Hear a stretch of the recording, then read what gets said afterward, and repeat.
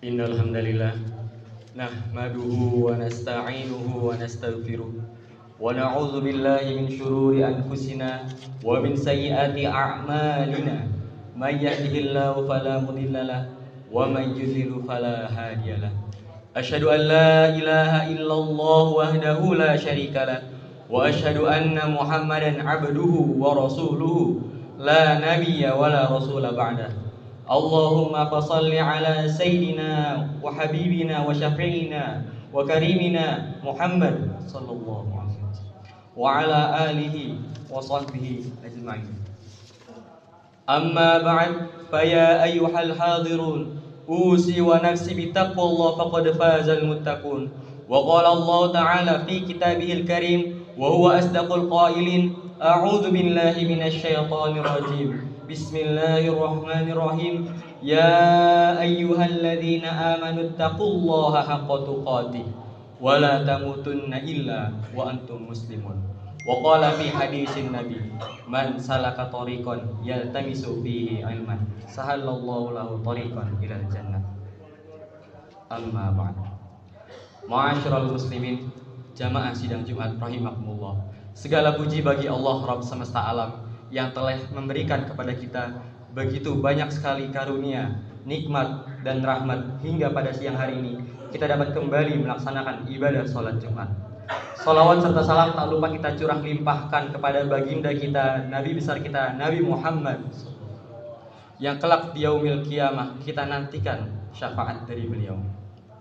Khatib berwasiat kepada diri khatib pribadi dan umumnya kepada para jamaah sekalian, mari kita sama-sama tingkatkan kualitas dan kuantitas ketakwaan dan keimanan kita. Maka pertanyaannya, bagaimana cara kita meningkatkan daripada dua hal tersebut? Maka kita melihat ke dalam Al-Quran, sebagaimana yang difirmankan oleh Allah Subhanahu Wa Taala dengan dua kaidah, yaitu adalah ta'muruna bil ma'ruf wa tanhauna 'anil munkar. Bagaimana kita bisa untuk mengajak kepada kebaikan dan juga menahan daripada melaksanakan kemungkaran. Dua kaidah tersebut tidak hanya kita gunakan ataupun kita sampaikan kepada keluarga saja, kepada rekan-rekan saja, ataupun kepada orang-orang yang berada di lingkungan kita saja, tapi justru dua kaidah ini paling berarti, paling bermakna, dan paling dimaksudkan adalah kepada diri kita pribadi.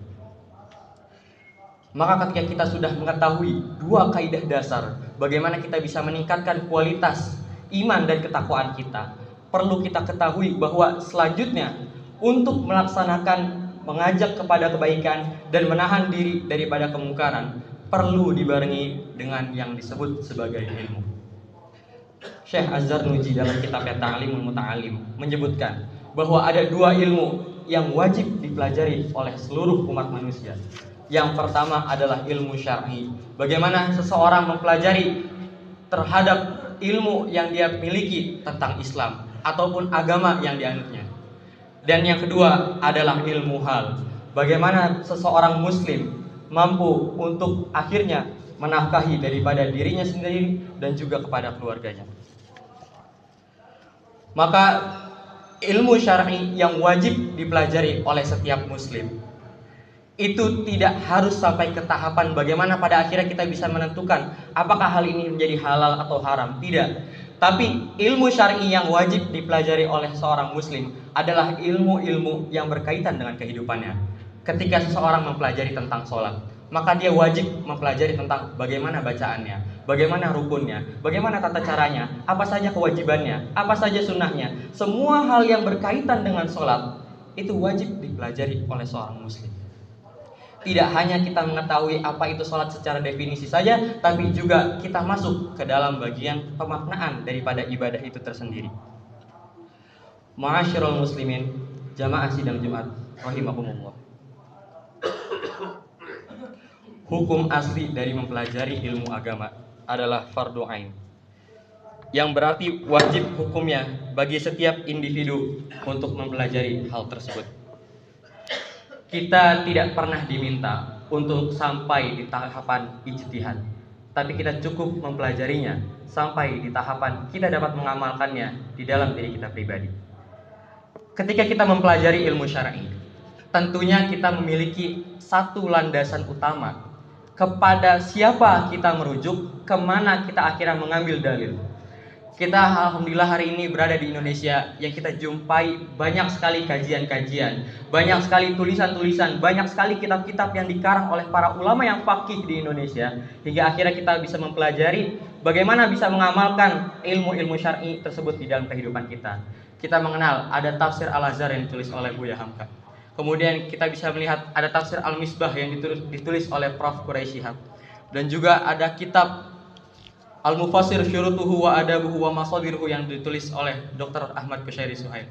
Semua kitab-kitab ini pada akhirnya dituliskan untuk menjadi pedoman seluruh umat muslim di Indonesia, terutama untuk mempelajari dan mendalami daripada ilmu syar'i. Tapi kalau mau kita tarik lebih jauh, ada satu acuan utama yang digunakan oleh para ulama kita, yaitu adalah Al-Qur'anul Karim yang difirmankan oleh Allah Subhanahu wa taala dan diturunkan kepada Nabi Muhammad sallallahu alaihi wasallam. Di dalam Al-Qur'an surat Shad ayat 29, Kitabun anzalnahu ilaika mubarakun liyadabbaru ayatihi wa litazakkaru ulul albab. Al-Qur'an yang kami turunkan kepadamu penuh berkah agar mereka menghayati ayat-ayatnya dan agar orang-orang yang berakal sehat mendapatkan pelajaran. Syekh Al-Sa'di menambahkan bahwa Al-Quran bisa menjadi obat bagi segala macam penyakit, cahaya penerang bagi kehidupan, dan hukum-hukum yang berada seputar di dalam kehidupan kita. Jadi tidak dapat disangkal bahwa Al-Quran adalah kitab suci yang memiliki banyak keberkahan untuk manusia. Al-Quran tidak saja mendatangkan keberkahan untuk dirinya saja, tapi Al-Quran juga mendatangkan keberkahan kepada siapapun yang berkaitan dengannya. Al-Quran diturunkan melalui malaikat Jibril, maka Jibril menjadi malaikat yang paling mulia.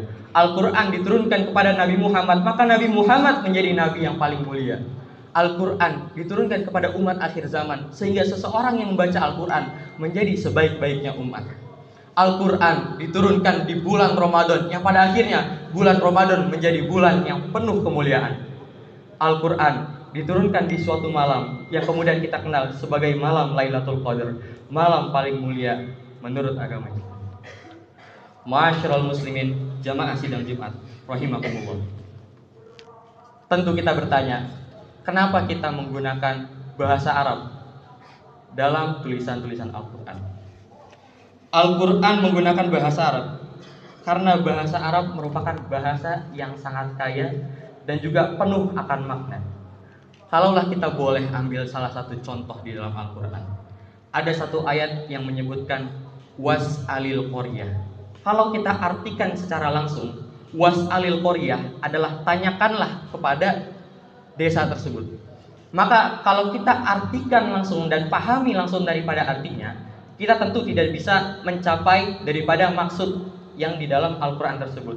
Was'alil qaryah, maka tanyakanlah kepada desa tersebut. Maka ulama-ulama hadir menggunakan ilmu-ilmu alat. Salah satunya adalah ilmu balaghah, yang kemudian dapat diartikan was'alil qaryah. Kita menggunakan kaidah yuhzaf mustad ilaih, ada sesuatu yang dihapus. Was'alil qaryah artinya was'alil ahlul qaryah, tanyakanlah kepada penduduk daripada desa tersebut. Maka kemudian dari ilmu balaghah, yaitu ilmu lughah ataupun ilmu bahasa, kita lihat daripada cabang ilmu lain, ilmu tafsir.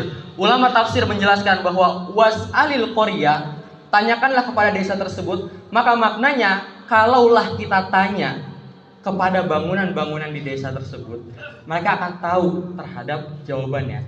Karena kalau kemudian kita lihat, para ulama tafsir menjelaskan, semua orang yang ada di desa tersebut sudah memahami dan mengetahui jawaban atas pertanyaan tersebut. Sehingga kalimat was'alil qaryah, tanyakan kepada desa, itu dapat kita gunakan dan kita dapat aplikasikan.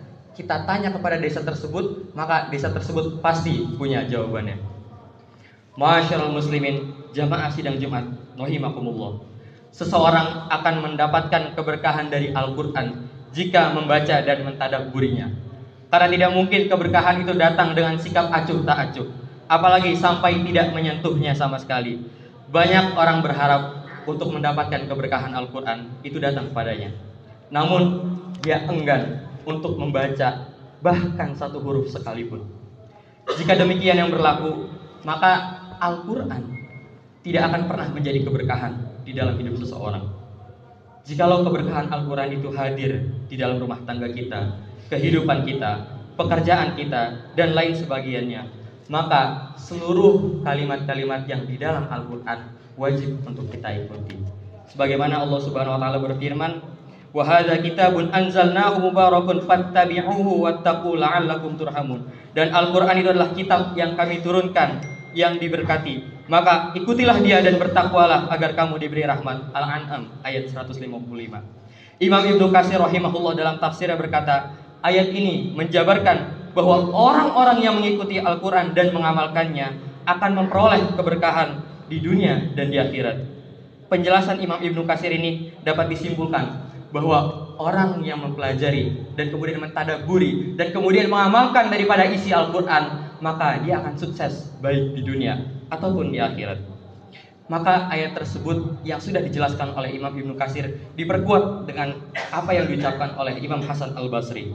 Imam Hasan Al-Basri berkata, demi Allah, tidaklah dinamakan mentadabburi Al-Quran itu dengan menghafal huruf-hurufnya saja, akan tetapi melanggar batasan-batasan yang ada di dalamnya, sampai nanti ada salah satu dari mereka yang mengatakan, aku telah menghatamkan Al-Quran ini seluruhnya, akan tetapi tidak terlihat Al-Quran itu di dalam akhlakku ataupun amalan-amalanku.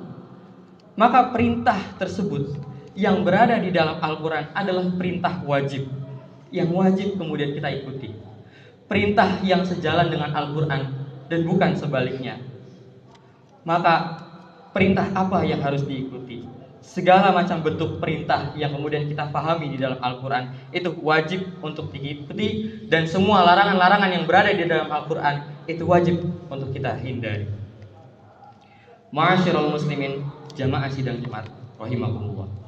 Maka kalaulah boleh kita kembali merangkum apa saja yang telah disampaikan, di tengah kita memahami bahwa urgensi untuk mengajak kebaikan dan juga melarang daripada keburukan, kita juga harus setidaknya memahami bahwa dua kaidah tersebut harus dibarengi dengan ilmu yang cukup dan matang. Dan dari sekian banyak sekali literatur ataupun pembahasan yang kemudian dapat kita ambil hikmahnya, kita dapat lihat dari sesuatu yang paling dekat dengan kita, yaitu adalah Al-Quranul Karim. Kita tidak hanya sekedar membaca Al-Quran, kita tidak sekedar membaca satu hari satu halaman, tapi kemudian kita juga lihat artinya, kita tadabburi, dan pada akhirnya kita menerapkannya di dalam kehidupan kita. Semoga Allah Subhanahu wa taala menjadikan diri kita sebagai pribadi-pribadi yang dekat dengan Al-Quran dan mampu mengikuti dan juga mengamalkan apa saja yang berada dan terkandung di dalamnya. Dan kemudian kita mengikuti dari apa yang disunnahkan oleh Rasulullah SAW, mempelajari dengan tekun apa saja yang telah dijelaskan oleh para ulama, dan semoga Allah Subhanahu wa taala menjadikan diri kita dan meridhoi kita agar masuk ke dalam syurganya kelak. Amin amin ya rabbal alamin. Barakallahu li wa lakum fil Qur'anil Karim wa nafa'ni wa iyyakum bima fihi minal ayati wa dzikril hakim. Aqulu qouli hadza fastaghfiru innahu huwal ghafurur rahim.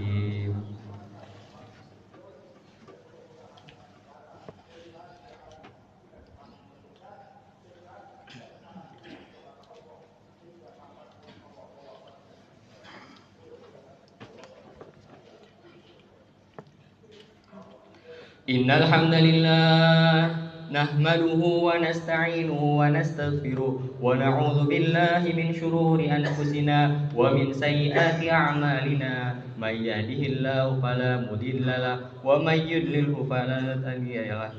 Asyhadu an la ilaha illallah wa asyhadu anna Muhammadar Rasulullah. Allahumma salli ala sayyidina Muhammad wa ala ali sayyidina Muhammad kama sallaita ala sayyidina Ibrahim wa ala ali sayyidina Ibrahim wa barik ala sayyidina Muhammad wa ala ali sayyidina Muhammad kama barakta ala sayyidina Ibrahim wa ala ali sayyidina Ibrahim fil alamin innaka Hamidum Majid.